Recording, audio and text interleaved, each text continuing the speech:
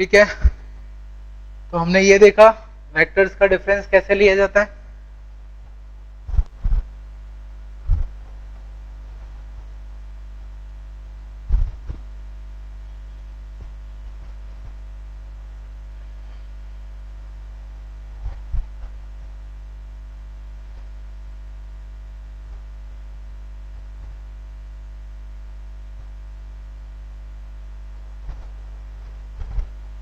एक एग्जांपल लेते हैं।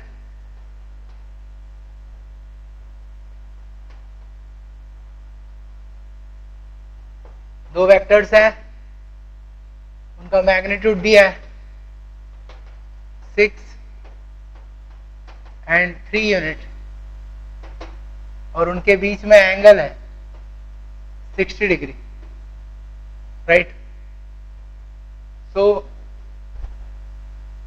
ए माइनस बी का मैग्नीट्यूड बताना है क्या होगा, vector A minus B.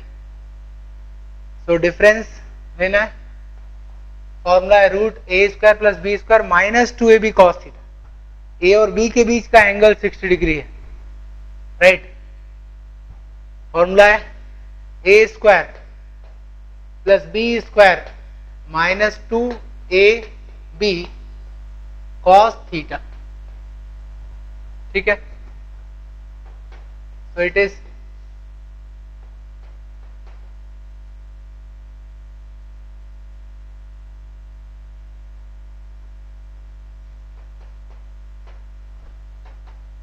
Root 27, that is 3 root 3 unit, ठीक है।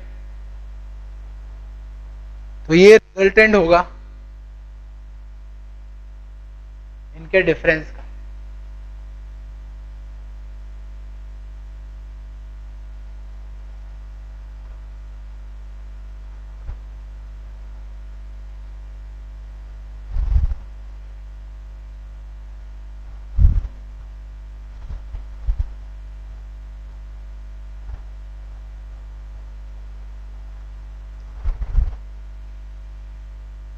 एक और एग्जांपल लेते हैं।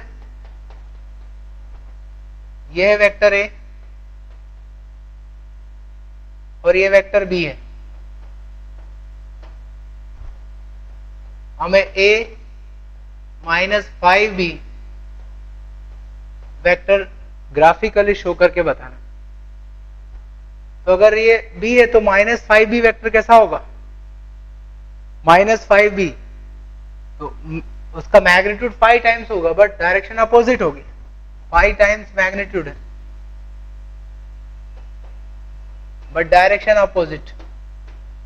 तो a माइनस 5b का मतलब हुआ a प्लस माइनस 5b। तो वेक्टर a में माइनस 5b वेक्टर को ऐड करना है। ये तो हुआ वेक्टर a और इसमें माइनस 5b।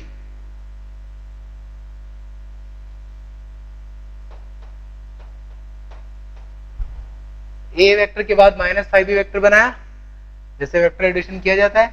ये शुरुआत है और ये फाइनली, इन दोनों को ऐड कर दो। ये वेक्टर हुआ a माइनस 5b, ठीक है।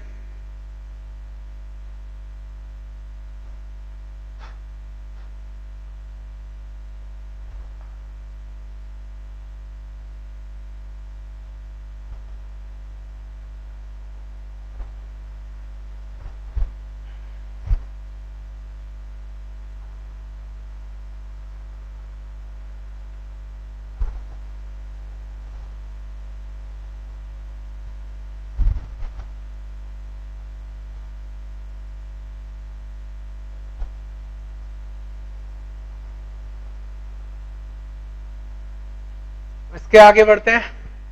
Parallelogram law.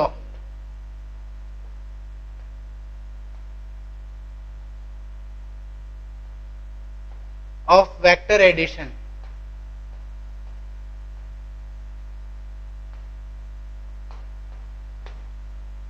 जैसे ट्रायंगल लॉ है बिल्कुल वैसे ही पैरेललोग्राम लॉ, थोड़ा सा डिफरेंस है, इसको समझना। दो वेक्टर्स हैं a और दूसरा वेक्टर है b। दोनों को हमें ऐड करना है, ए और बी वेक्टर को ऐड करना है, ठीक।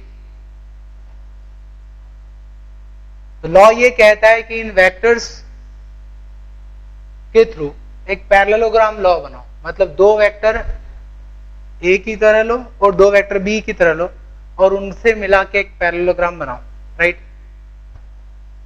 कैसा करना है समझना। वेक्टर ए बना लिया, अब वेक्टर बी बनाओ, किस तरह से, दोनों की पूंछ को जोड़ के, ये वेक्टर ए है, इसकी पूंछ और बी वेक्टर की पूंछ को आपस में जोड़ के दूसरा वेक्टर बनाए। अब इनके पैरेलल में बिल्कुल ऐसे ही लाइंस बना लो, इतनी ही लेंथ की, ए वेक्टर के पैरेलल एक लाइन बनाई और ऐसे बी वेक्टर की पैरेलल लाइन बनाई और ये बन गया पैरेललोग्राम, ठीक है। तो पैरेललोग्राम लॉ ये कहता है कि वेक्टर्स ए और बी की पूंछ को जोड़ के अगर आप एक पैरेललोग्राम बनाते हो, अगर ये दोनों पूंछ को जोड़ने के बाद जो रिजल्ट मिलेगा ये दो साइड्स शो कर रहा है अगर पैरेललोग्राम की, तो उस केस में जो डायगोनल होगा, जो दोनों की पूंछ से जा रहा है, वो diagonal vector A plus B को रिप्रेजेंट करेगा। तो ये डायगोनल जो है वो ए प्लस बी को रिप्रेजेंट कर रहा है। तो एक पैरेललोग्राम बनाते हो अगर, जिसकी दो एडजेसेंट साइड्स, दो वेक्टर्स हैं ए और बी, तो उनके इंटरसेक्शन से पास होने वाला जो डायगोनल है वो ए प्लस बी को रिप्रेजेंट करेगा, ठीक है। तो ये ए प्लस बी को रिप्रेजेंट कर रहा है। इसको प्रूव करना बहुत आसान है। अगर ये वेक्टर बी है तो इसके पैरेलल जो लाइन खींची है ये भी वेक्टर बी को ही रिप्रेजेंट करेगी, क्योंकि लेंथ इक्वल है। तो आप बिल्कुल ऐसी लाइन बनाओ,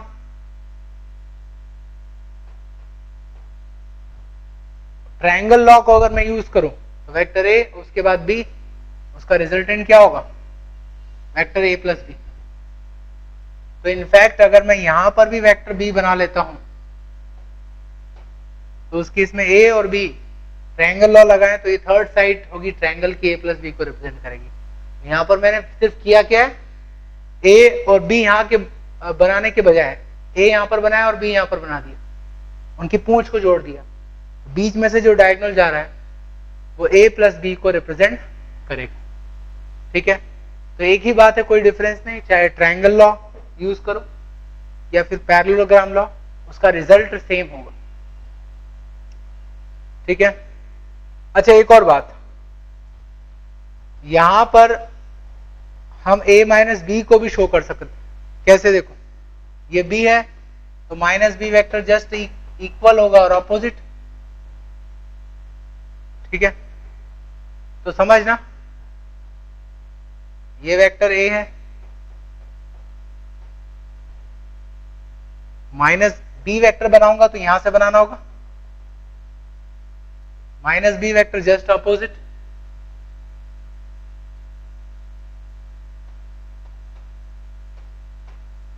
ठीक है।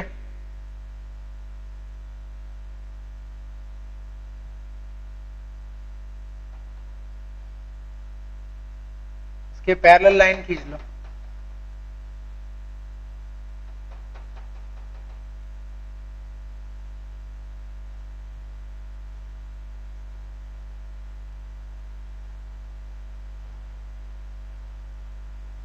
इसी पैरेललोग्राम में इसको शो करके देखते हैं। वेक्टर ए माइनस बी, तो समझना ये वेक्टर ए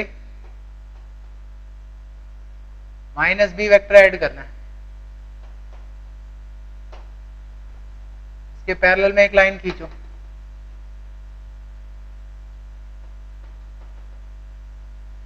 तो ए माइनस बी को क्या शो कर सकते हैं, ट्रायंगल लॉ की बात करें तो ए और फिर माइनस बी, तो ट्रायंगल लॉ से ये होगा ए माइनस बी।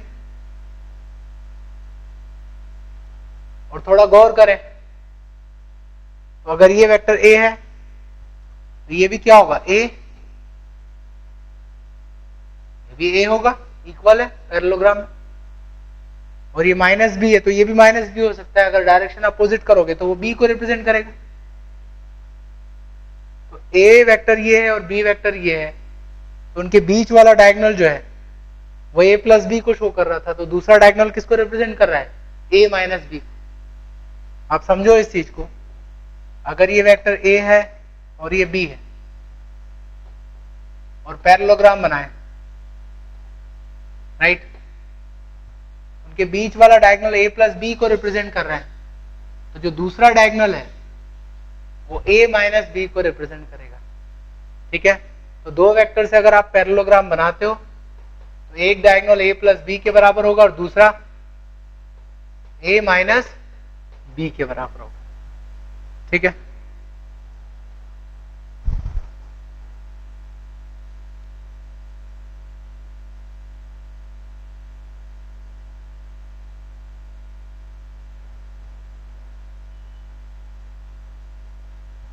तो दो वेक्टर से एक पैरेललोग्राम बनाया जाए तो उसके डायगोनल्स ए प्लस बी और ए माइनस बी को रिप्रेजेंट करेंगे। ठीक है, इसके आगे बढ़ते हैं हम।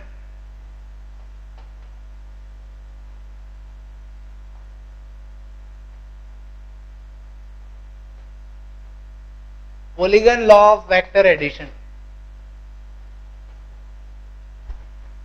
ट्रायंगल लॉ और पैरेललोग्राम लॉ दो वेक्टर के एडिशन के लिए यूज होते हैं।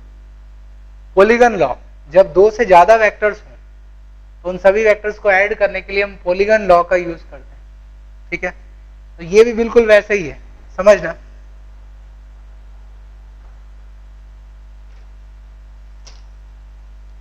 मान लो कि हमारे पास तीन वेक्टर है, वेक्टर ए, ठीक है, ये वेक्टर बी है और ये वेक्टर सी बनाए हुए हैं। तीनों को ऐड करना है हमें, ए प्लस बी प्लस सी। अब समझना, ये बनाया वेक्टर ए, अब इसमें वेक्टर बी को ऐड कर दो, ट्रायंगल लॉ यूज करो, इसके आगे बी बना दो। बी बनाया तो उस केस में ए प्लस बी किसके बराबर होगा? यहां से शुरुआत हुई और यहां पहुंचे तो ये होगा ए प्लस बी। ठीक है ना, ये वेक्टर रिप्रेजेंट कर रहा है ए प्लस बी को। अब ए प्लस बी के बाद सी है तो मैं इसको ऐसा भी लिख सकता हूं, A plus B plus C. A plus B में सी को ऐड कर दो, ए प्लस बी के आगे सी वेक्टर बना दो, ट्रायंगल लॉ लगाए, के आगे सी बनाया, दोनों का एडिशन क्या होगा? शुरुआत यहां से फाइनली यहां पहुंच रहे हैं, ये हो जाएगा ए प्लस बी प्लस सी। ये तो मैंने ट्रायंगल लॉ से दिखाया। अब पॉलीगन लॉ का क्या मतलब है? देखो, पॉलीगन लॉ कहता है कि जितने भी वेक्टर्स को ऐड करना है सभी को एक ऑर्डर में रखो, मतलब एक के बाद एक रखो। जितने भी वेक्टर्स हैं उनको एक के बाद एक रखते जाओ, राइट, तो एक पॉलीगन बनेगा। तो उसमें जो बची हुई साइड होगी वो साइड रिजल्टेंट वेक्टर को रिप्रेजेंट करेगी। तो कहने का मतलब है वेक्टर ए को पहले बना लिया, फिर बी, उसके बाद सी, इस तरह से बनाओ सो दैट वो एक ऑर्डर में हो, एक के बाद एक। पॉलीगन बन गया या नहीं? ये आखिरी इन दो पॉइंट को जोड़ के फाइनल साइड भी बनाई जा सकती है पॉलीगन की। तो अगर ये पॉलीगन को रिप्रेजेंट करेगा तो जो बची हुई साइड है, फाइनल साइड है, वो किसको रिप्रेजेंट करेगी? वो रिप्रेजेंट करेगी वेक्टर सम को। ठीक है, तो जितने भी वेक्टर्स दिए हैं सभी को ऑर्डर में बना लो, तो जो रिमेनिंग साइड है that represents the resultant of all vectors.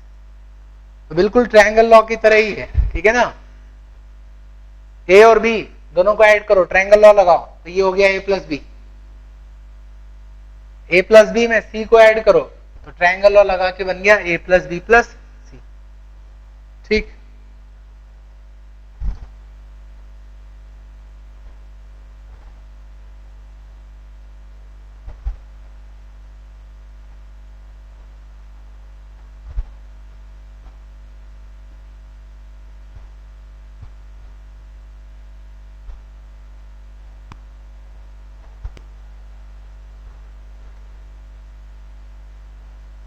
और ज्यादा वेक्टर्स के भी एग्जांपल लिए जा सकते हैं। जैसे ये है वेक्टर ए, ये है बी, ये है सी, ये है डी। अब इनको इस तरह से ऑर्डर में रखना है कि आप पॉलीगॉन लॉ लगा पाओ। A plus B plus C plus D, इस वेक्टर को दिखाना है, राइट। देखो ऐसे तो आप एक के बाद एक किन्हीं भी वेक्टर्स को ऐड करो, रिजल्टेंट हमेशा सेम मिलेगा, बट फिर भी एक ऑर्डर में दिखाना है उनको। तो किस तरह से शो करेंगे, देखो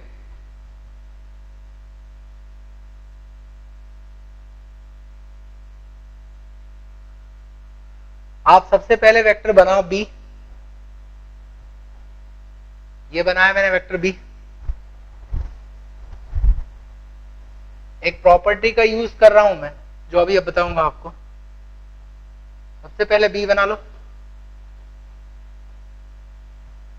बी में वेक्टर ए को ऐड कर दो,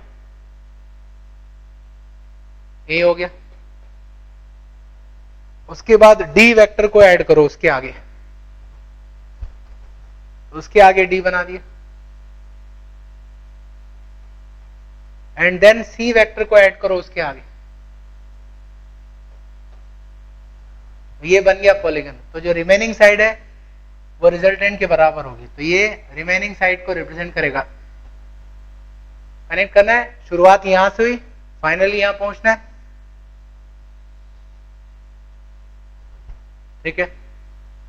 ये होगा A plus B plus C plus D, ठीक है ना।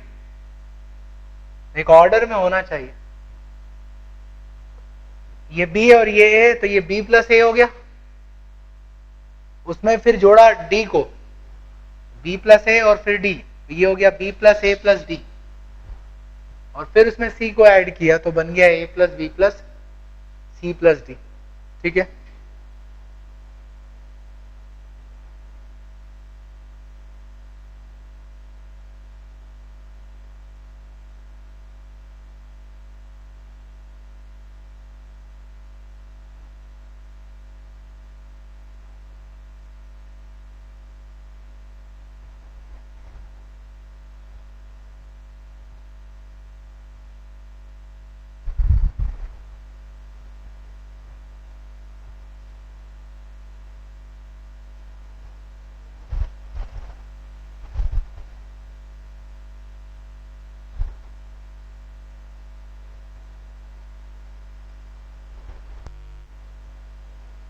एक और एग्जांपल लेते हैं, वेक्टर ए बी, ये वेक्टर सी, मुझे रिप्रेजेंट करना है A plus B minus C को। इसी को लिख सकता हूं A plus B plus minus C. अगर ये सी है तो माइनस सी कैसा होगा, इक्वल बट अपोजिट, ठीक है ना। पॉलीगॉन लॉ लगाओ, ए के बाद बी,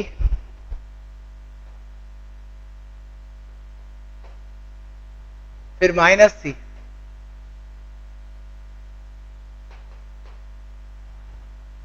तो रिजल्टेंट क्या होगा, जो फाइनल साइड होगी, रिमेनिंग साइड होगी। शुरुआत यहां से हुई है, राइट, ए प्लस बी माइनस, ठीक है। एडिशन और सब्ट्रैक्शन के बाद हम देखते हैं कंपोनेंट्स ऑफ वेक्टर।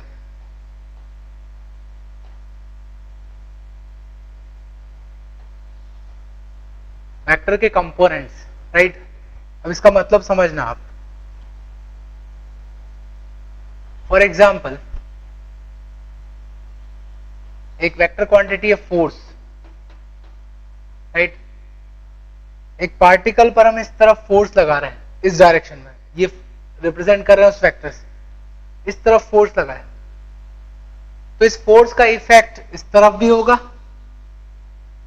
जब इसको इधर धक्का देंगे तो इधर भी जाएगा, फोर्स का इफेक्ट इधर भी होगा और इसके परपेंडिकुलर डायरेक्शन में भी होगा, ठीक है। तो जब भी हम इसको ऐसे पुश करेंगे तो उसका इफेक्ट इधर भी है और इधर भी, तो अलग अलग डायरेक्शन में जो इफेक्ट होता है उसको हम कंपोनेंट कहते हैं उस वेक्टर का। मतलब ये है कि जब आप इधर फोर्स लगाओगे तो फोर्स का एक कंपोनेंट इधर भी वर्क कर रहा है, इस तरफ भी वर्क कर रहा है, इनफैक्ट हर डायरेक्शन में वर्क कर रहा है, ठीक है। सो कंपोनेंट लेने का मतलब है कि जो वेक्टर है उसके इफेक्ट अलग अलग डायरेक्शन में क्या है, उसका क्या मैग्नीट्यूड है, राइट। कुछ और एग्जांपल लेते हैं। से एक पार्टिकल ए से स्टार्ट करता है अपनी जर्नी और वो घूम फिर के बी पर पहुंच जाता है, डिस्प्लेसमेंट हुआ उसका ए से बी तक गया। तो डिस्प्लेसमेंट सिर्फ इस डायरेक्शन में नहीं हुआ है, कहने का मतलब है आप कोई भी एक लाइन सिलेक्ट कर लो। फॉर एग्जांपल मैंने ये लाइन सिलेक्ट की है, तो जब पार्टिकल ए से बी तक जा रहा है तो उसका डिस्प्लेसमेंट इस लाइन के अलोंग भी है। आप यहां से एक परपेंडिकुलर ड्रॉप करो इस लाइन, तो मैं कहूंगा कि जब पार्टिकल ए से बी तक जाता है तो उसका डिस्प्लेसमेंट इस लाइन के अलोंग इतना है, तो इस दिशा में इतना जा रहा है, इसके अलावा इसके परपेंडिकुलर डायरेक्शन में इतना जा रहा है। तो आप इस दिशा में इतना चलो, फिर इसके परपेंडिकुलर डायरेक्शन में चलो, तो आप वहीं पर पहुंच जाओगे जहां पर ये वेक्टर, जहां पर ये पार्टिकल गया है ए से बी तक। तो इसका डिस्प्लेसमेंट इस तरफ है, तो डिस्प्लेसमेंट का इफेक्ट इधर भी है, मतलब इधर भी डिस्प्लेसमेंट हो रहा है और इसके परपेंडिकुलर डायरेक्शन में भी डिस्प्लेसमेंट हो रहा है, राइट। तो जो वेक्टर है उसका इफेक्ट दूसरी लाइन में भी होता है या दूसरी डायरेक्शन में भी होता है और उसके इफेक्ट को ही हम कंपोनेंट कहते हैं, राइट। अब समझना, किसी भी वेक्टर के कंपोनेंट लेने के लिए जनरली हम दो कंपोनेंट लेते हैं, राइट। आगे हम बताएंगे कि वेक्टर के 3 कंपोनेंट होते हैं ऐसे तो, राइट। बट अभी हम 2 कंपोनेंट की बात करते हैं। तो मान लो वेक्टर इस डायरेक्शन में है, ये वेक्टर ए, ठीक है। वेक्टर ए का मैग्नीट्यूड है स्मॉल है, राइट। तो इस जिस प्लेन में ये वेक्टर है, इस प्लेन में ही मैं 2 और लाइन खींचता हूं जो कि म्यूचुअली परपेंडिकुलर है एक दूसरे के। आप कोई भी 2 लाइन सिलेक्ट कर लो, बट एक दूसरे के परपेंडिकुलर होना चाहिए। मान लो एक लाइन ये है,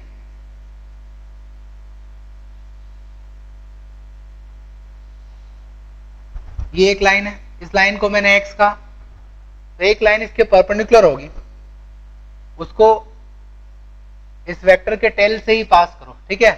तो दूसरी लाइन जो है उसको मैंने वाई कहा। तो मैंने 2 लाइन सिलेक्ट कर ली, दे आर म्यूचुअली परपेंडिकुलर। तो 2 लाइन वेक्टर ये एक ही प्लेन में लाई कर रहे हैं, ठीक है। तो जो बोर्ड का प्लेन है उस प्लेन में ये वेक्टर भी है और दोनों लाइन भी है, राइट। अब समझना, क्या करो, यहां से शुरुआत हुई वेक्टर की, जहां से शुरुआत हुई वहीं मैंने ओरिजिन लिया है, इंटरसेक्शन। अब जो ए का टिप है, हेड, वहां से परपेंडिकुलर ड्रॉप कर दो, एक्स एक्सिस पर एक परपेंडिकुलर ड्रॉप कर दो, राइट। अब समझना जो मैं कह रहा हूं, मैं 2 वेक्टर बना रहा हूं, एक ओरिजिन से शुरुआत कर रहा हूं और जहां पर ये परपेंडिकुलर ड्रॉप किया है उस तरफ ले जा रहा हूं। ये वेक्टर हुआ और दूसरा यहां से परपेंडिकुलर से मैं इसकी टिप को ऐड कर कनेक्ट कर रहा हूं। ठीक है, तो ये दो वेक्टर बनाया मैंने। इस वेक्टर को मैं A1 कह देता हूं और इसको A2 कह देता हूं। क्या triangle law of vector addition से मैं ये नहीं कह सकता हूं कि A1 plus A2 is equal to A1 plus A2 is equal to vector A। तो वेक्टर A को हम इन दोनों के सम के फॉर्म में भी रिप्रेजेंट कर सकते हैं। इसका मतलब ये हुआ कि जो वेक्टर A, इसके दो कंपोनेंट हुए जिनसे मिलकर ये बना है। एक कंपोनेंट x की डायरेक्शन में और एक कंपोनेंट y की डायरेक्शन। कहने का मतलब है जो वेक्टर A है इसका इफेक्ट x डायरेक्शन में भी है और y डायरेक्शन में भी। तो x डायरेक्शन का इफेक्ट प्लस y डायरेक्शन का इफेक्ट मिलके बन रहा है वेक्टर A। तो ये वेक्टर A हुआ, तो ये दोनों जो है उस वेक्टर के कंपोनेंट्स होंगे।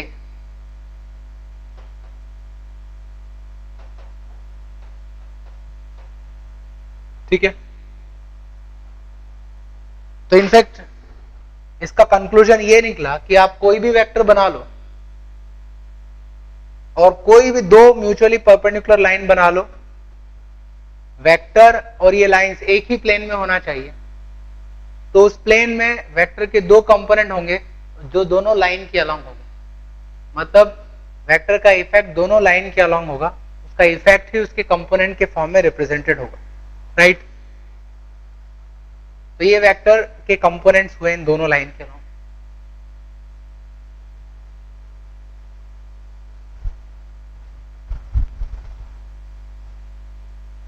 जरूरी नहीं कि आप इसी तरह की लाइंस लोगे तभी उसका कंपोनेंट होगा।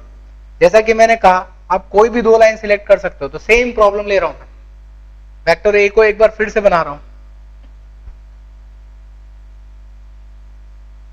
ये वेक्टर ए है, अगेन दो लाइन लो आप, जैसी आपकी मर्जी वैसे लाइंस बनाओ। तो एक लाइन मैंने बनाई है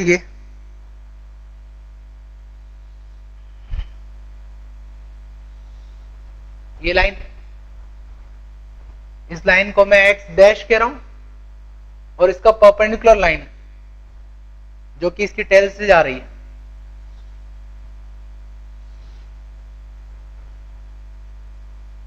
ये लाइन है y डैश। अब क्या करो, यहां से शुरुआत हुई वेक्टर की, वेक्टर का जो हेड है उससे परपेंडिकुलर ड्रॉप करो एक एक्सिस पे, x डैश पे। यहां परपेंडिकुलर आया है। राइट,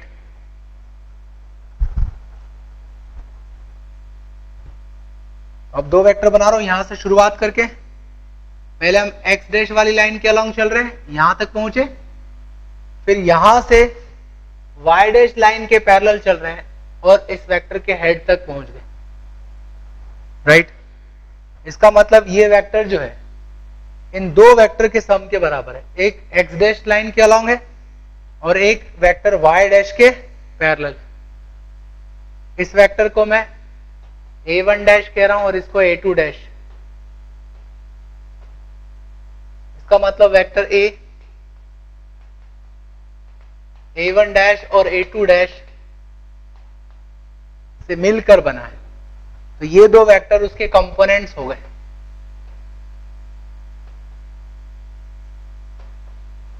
मतलब यह है कि वेक्टर a का इफेक्ट इस लाइन में भी है जो कि a1 डैश से शो कर रहा है और इस लाइन में भी है जो कि a2 डैश से शो कर रहा है। सेम वेक्टर है,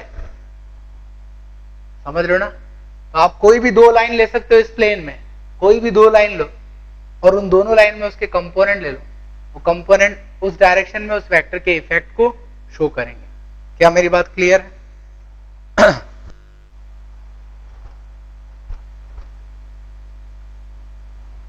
तो अब हम इसको इनके बीच में रिलेशन भी बना लेते हैं। तो कहने का मतलब आप कोई भी दो म्यूचुअली परपेंडिकुलर लाइन लेकर वेक्टर के कंपोनेंट्स को बना सकते हो, राइट। तो अब मैं दो लाइन पहले से ले लेता हूं, एक x है और दूसरा y। जिस वेक्टर के कंपोनेंट लेना है उस वेक्टर को आप बनाओ, इस तरह से बनाओ कि उसकी जो पूंछ है वो ओरिजिन से शुरुआत हो उसकी। मान वेक्टर ए, वेक्टर ए का मैग्नीट्यूड हुआ स्मॉल ए। इसके कंपोनेंट लेने के लिए क्या करना है समझना, जो वेक्टर है उसके कंपोनेंट लेने के लिए आप उसके हेड से x और y दोनों पर परपेंडिकुलर ड्रॉप करो, ठीक है। इस तरफ हो गया इसका x कंपोनेंट, और इसके बाद यहां से यहां तक y हुआ, उसी y को मैं यहां भी शो कर सकता हूं पैरेलल वेक्टर के थ्रू, चाहे उसको मैं यहां शो करूं यहां, एक ही बात है क्योंकि इक्वल मैग्नीट्यूड होगी, डायरेक्शन भी सेम होगी। तो ए के दो कंपोनेंट हुए, एक इस तरफ है और एक इस तरफ। एक्स डायरेक्शन का जो कंपोनेंट है उसका मैग्नीट्यूड है ए एक्स, और वाई डायरेक्शन में मैग्नीट्यूड है ए वाई, राइट। मान लो ये वेक्टर एक्स एक्सिस के साथ थीटा एंगल बना रहा है, राइट। तो उस केस में क्या आप ए एक्स और ए वाई को कैसे लिखोगे? तो इस राइट एंगल ट्रायंगल की बात करें तो base upon hypotenuse is cos theta. Cos theta base क्या हुआ ए एक्स, और हाइपोटेनस मतलब ये लाइन वेक्टर की, इसका मैग्नीट्यूड है ए, तो ए एक्स हो गया ए कॉस थीटा। तो जिससे ये वेक्टर थीटा एंगल बना रहा है उस तरफ का कंपोनेंट हो गया ए कॉस थीटा, और दूसरा कंपोनेंट, तो ये लाइन और ये लाइन इक्वल है, तो साइन थीटा का फॉर्मूला लगाओ, तो परपेंडिकुलर बाय हाइपोटेनस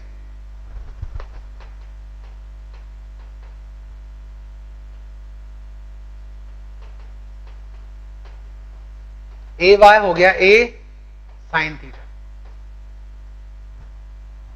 ठीक है। तो वेक्टर के दो कंपोनेंट है, जिससे थीटा एंगल बन रहा है जिस लाइन से, उस तरफ ए कॉस थीटा, और उसका परपेंडिकुलर कंपोनेंट हो गया ए साइन थीटा, राइट। और चीज, अगर आप दोनों को स्क्वायर करो और ऐड करो तो क्या मिलेगा? ए एक्स स्क्वायर, तो इस तरफ हो जाएगा A square cos square theta, इसको ऐड करो ए वाई स्क्वायर, तो उधर हो जाएगा A square sine square theta, add करने पर sine square theta plus cos square theta 1, मतलब ए स्क्वायर के बराबर हो। तो जो वेक्टर के कंपोनेंट्स हैं उसके स्क्वायर को अगर ऐड करोगे तो उस वेक्टर के मैग्नीट्यूड के स्क्वायर के बराबर होगा, ठीक है ना।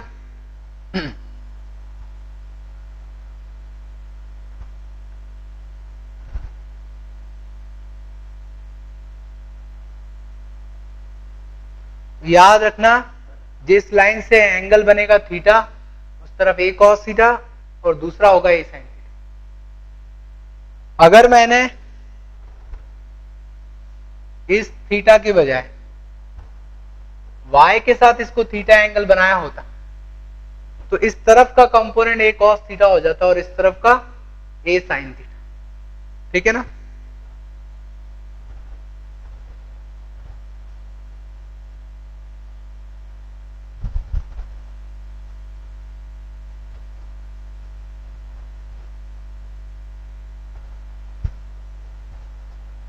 कंपोनेंट्स लेने की और प्रैक्टिस कर लीजिए थोड़ी।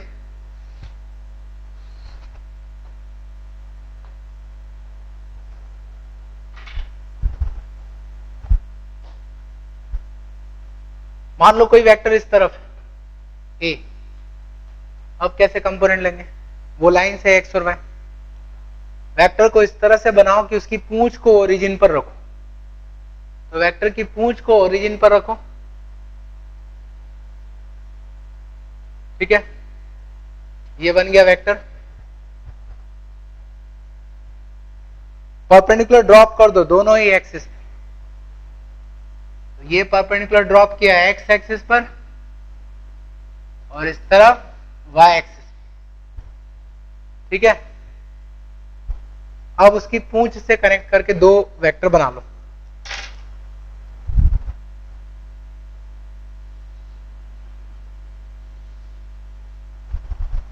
तो ये हो गया इसका एक्स कंपोनेंट और ये हो गया वाई कंपोनेंट। अब आप देखो एक्स कंपोनेंट जो है उसकी डायरेक्शन किधर है?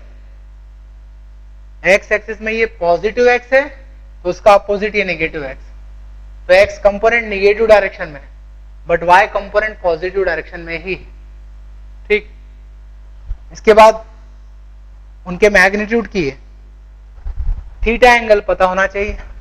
मान लो थीटा एंगल यहां है तो इससे थीटा बन रहा है एंगल, तो इस तरफ होगा ए कॉस थीटा और इधर ए साइन थीटा। समझ गए ना? और अगर इधर थीटा होता तो ऊपर वाला जो कंपोनेंट होता वो ए साइन थीटा होता और दूसरा क्या होता? ए कॉस थीटा। ठीक है, और एग्जांपल ले लेते हैं कुछ।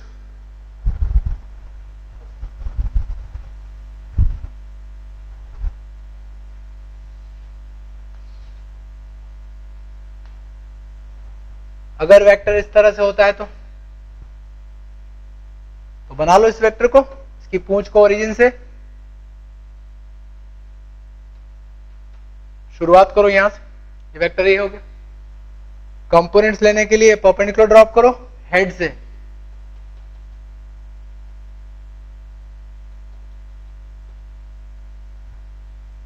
अब ओरिजिन से जोड़ दो, एक इस तरफ होगा,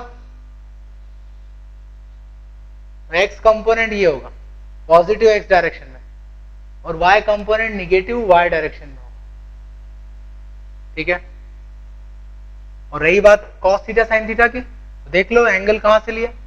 मान लो अगर ये थीटा है तो उस केस में ये कंपोनेंट हो जाएगा ए कॉस थीटा और ये कंपोनेंट हो जाएगा ए साइन थीटा। राइट, एक और बात याद रखना कि जो दो कंपोनेंट्स हैं उनके बीच में हमेशा वेक्टर होगा। देखो कंपोनेंट्स के बीच में आ रहा है वेक्टर, यहां पर भी। ठीक है, कंपोनेंट्स लेना हमें आना चाहिए, उसकी डायरेक्शन पता होना चाहिए कि कंपोनेंट की डायरेक्शन किधर होगी। जैसे इसमें नेगेटिव एक्स है, इसमें पॉजिटिव एक्स हो गई, इसमें प्लस वाई था तो इसमें हो गया माइनस वाई। तो डायरेक्शन पता होना चाहिए हमें, और दूसरा उसका मैग्नीट्यूड जो कि एंगल थीटा पर डिपेंड करेगा। ठीक, तो अब हम किसी भी वेक्टर का एक प्लेन में कंपोनेंट ले सकते हैं। कंडीशन याद है ना? जो वेक्टर है और जिन लाइंस में उसका कंपोनेंट लेना है, वो लाइंस और वेक्टर एक ही प्लेन में होगा तो उसके दो कंपोनेंट होंगे। याद रखना, आगे मैं बताऊंगा कि अगर ये एक प्लेन में नहीं हुए तो उस केस में तीन कंपोनेंट होंगे। एक तीसरी लाइन भी बन सकती है जो कि 3 डायमेंशनल, अगर हम व्यू लें इसका तो 3 कंपोनेंट होंगे, बट एक प्लेन में वेक्टर के 2 ही कंपोनेंट होते हैं जो कि 2 म्यूचुअली परपेंडिकुलर लाइन में हम रिप्रेजेंट करते हैं। ठीक है,